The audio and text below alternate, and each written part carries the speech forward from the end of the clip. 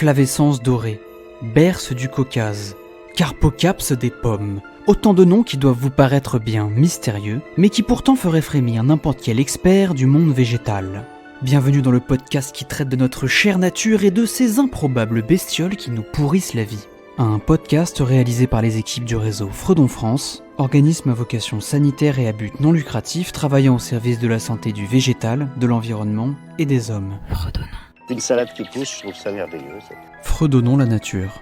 Il y a partout les pucerons. Enfin, j'ai des horreurs. Un podcast Fredon France. Nous comprenons la nature en lui résistant. Gaston Bachelard dans la formation de l'esprit scientifique. Et ça tombe bien, car c'est tout l'objectif de ce podcast de vulgarisation. On vous propose d'ouvrir la boîte de Pandore et de découvrir ce que représente la monumentale gestion des espèces nuisibles en France. Chaque épisode sera centré sur une plante, un insecte, une bactérie, un champignon ou que sais-je encore, faisant l'objet d'une gestion spécifique sur notre territoire.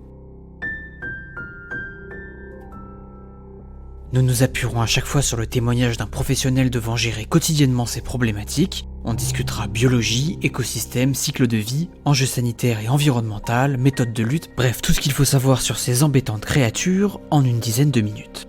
Le premier épisode sortira dans quelques jours, le 10 janvier, soyez au rendez-vous. Dans cette première capsule qui se veut comme une sorte d'introduction à ce merveilleux podcast, je me propose de vous présenter les grandes lignes de la lutte collective contre les espèces nuisibles en France, actuellement et dans l'histoire. Ce sera aussi l'occasion, dans un souci de transparence, de vous présenter la petite équipe qui se trouve derrière le podcast, notre méthode de travail, mais aussi l'Observatoire des espèces à enjeu pour la santé humaine et le réseau Fredon France qui pilote le projet. Selon les chiffres de l'IGN, en 2020, 31% de la surface de la France métropolitaine est recouverte de forêts. Si l'on regarde aussi le chiffre de l'INSEE qui compte 45% de superficie agricole, on peut appréhender l'importance du patrimoine végétal français. On peut se réjouir de cette richesse, mais force est de constater que cela constitue un véritable terrain de jeu pour tout un panel d'enquiquinantes bestioles. Et ces bestioles, on leur a donné au cours du temps beaucoup de petits noms. Organismes nuisibles, espèces malfaisantes, mauvaises herbes, pestes, bêtes fauves, autant d'appellations qui, mises bout à bout, mettent en lumière l'évolution du regard que l'homme a porté sur la nature, dans le temps et dans l'espace. Force est de constater qu'il s'agit de perspectives essentiellement anthropocentrées, puisque si ces espèces sont tant décriées, c'est avant tout pour la menace qu'elles représentent pour notre santé, notre alimentation, notre économie, bref pour l'humanité. Il faut dire qu'elles nous coûtent cher. Une étude de 2010 estime à 1400 milliards de dollars par an le coût de gestion de ces espèces à l'échelle internationale, ce qui représente pas moins de 5% du PIB mondial. Aujourd'hui, ces espèces sont classées, déclassées, reclassées à l'échelle nationale ou européenne au titre de la santé environnementale, végétale ou humaine. Le problème, c'est que ces espèces, figurez-vous qu'elles s'en fichent un peu de nos classements, et pour la plupart ne limitent pas leur impact à une seule de ces entités. Ce sont des problématiques transversales qui nécessitent une approche globale.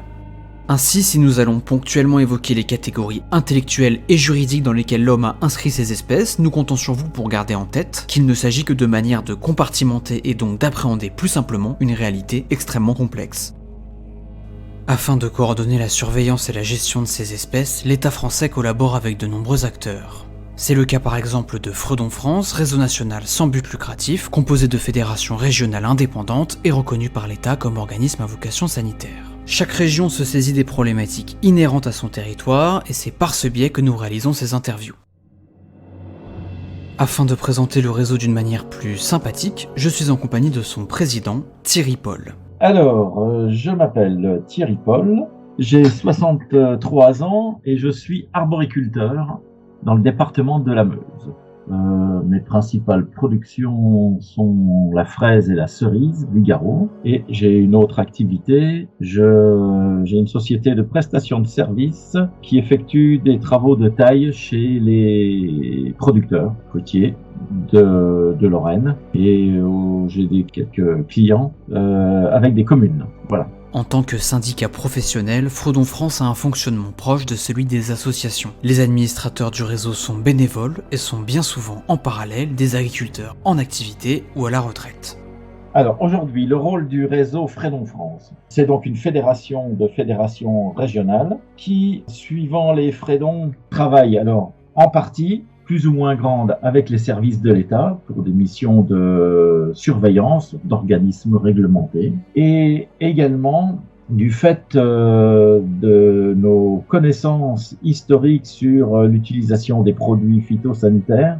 Les Fredons ont développé des actions auprès des collectivités, notamment sur la réduction de l'utilisation des produits phytosanitaires dans l'entretien des communes, jusqu'à l'absence d'utilisation de ces produits phytosanitaires, et ont développé à partir de là toutes sortes d'actions, notamment alors en ce moment, de végétalisation de territoires, de collectivités, de cimetières, de cours d'école, enfin toutes sortes d'autres parties de territoire de ces collectivités. Nous avons aussi, depuis quelques années, alors historiquement, disons, nous travaillons avec le ministère de l'Agriculture. Nous avons développé des actions avec le ministère de l'Environnement et depuis quelques années, des actions importantes avec le ministère de la Santé. Le ministère de la Santé confie à Fredon France le pilotage de l'Observatoire des espèces à enjeu pour la santé humaine, centre national de ressources coordonnant les actions de prévention, de sensibilisation du grand public et de gestion de certains organismes nocifs pour l'homme.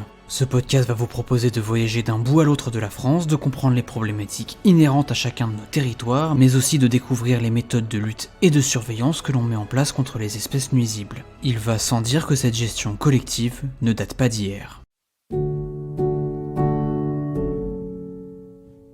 Alors le réseau des Fredons, qui ne s'appelait pas comme ça à l'origine, c'est véritablement créé vers 1893-94, quand les premières organisations d'agriculteurs se sont créées pour lutter ensemble contre certaines maladies nouvelles, notamment le phylloxéra ou le mildiou. C'est là vraiment qu'il y a eu les premières organisations pour lutter collectivement contre des ravageurs nouveaux dans les cultures. Donc c'était vraiment le milieu agricole qui s'organisait. C'est à cette période-là qu'il y a eu l'organisation de groupements cantonaux, l'ancêtre des GEDON, le groupement de défense contre les organismes nuisibles. Le 21 mars 1884, la France adopte la loi Waldeck-Rousseau, du nom du ministre de l'Intérieur de l'époque. Aussi appelée loi relative à la création des syndicats professionnels, elle autorise la mise en place de syndicats en France et permet ainsi à certains groupements communaux et intercommunaux de se constituer et de se coordonner dans une perspective de lutte contre les espèces nuisibles. Il s'agit alors de la première forme juridique de groupe sans but lucratif, puisque la loi sur les associations ne sera adoptée qu'une quinzaine d'années plus tard, en 1901. Comme l'a dit Thierry, les fléaux de l'époque étaient le phylloxéra sur vigne, une variété de pucerons ravageurs, et le doryphore, insecte qui s'attaque alors aux cultures de pommes de terre.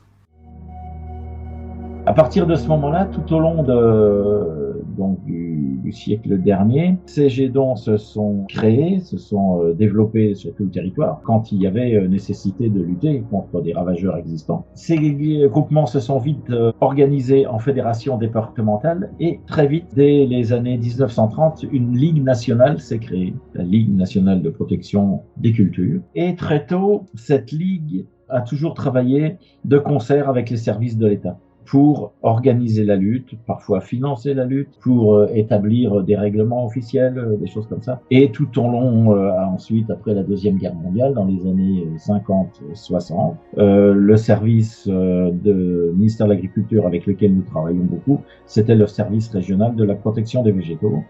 Et là, on va dire les salariés de ce qui ne s'appelait pas encore les Fredons travaillaient, faisaient des observations déjà sur les cultures et participaient déjà à l'observation et à la rédaction de ces avertissements, des avertissements qu'on appelait agricoles. Donc, il y a eu toujours ce côtoiement de nos deux organismes. Ensuite, dans les années 2000, les Fredons sont devenus de plus en plus autonomes, indépendants. Et tout au bout de la chaîne se trouve l'équipe de Fredonnons la Nature, composée d'un comité technique multirégional, de membres de l'Observatoire des espèces à enjeu pour la santé humaine et des élus et collaborateurs du réseau Fredon France. Quant à moi, pour me présenter rapidement, je suis Tristan, je suis en charge des interviews mais aussi de l'écriture et de la réalisation des épisodes. Concernant les invités, ce sont des experts dans leur domaine, et si nous ne sommes jamais à l'abri de quelques discrètes coquilles, soyez rassurés quant à notre volonté de vous fournir des informations fiables et documentées. Les ressources bibliographiques potentielles seront par ailleurs accessibles sous chaque épisode via le Twitter de l'émission @Fredonnons la Nature. Un grand merci à Thierry Paul pour sa participation à cet épisode, au comité technique et à l'équipe de Fredon France pour leur relecture. Je vous donne rendez-vous le 10 janvier pour le lancement officiel de la série, n'hésitez pas à nous suivre d'ici là sur le Twitter de l'émission.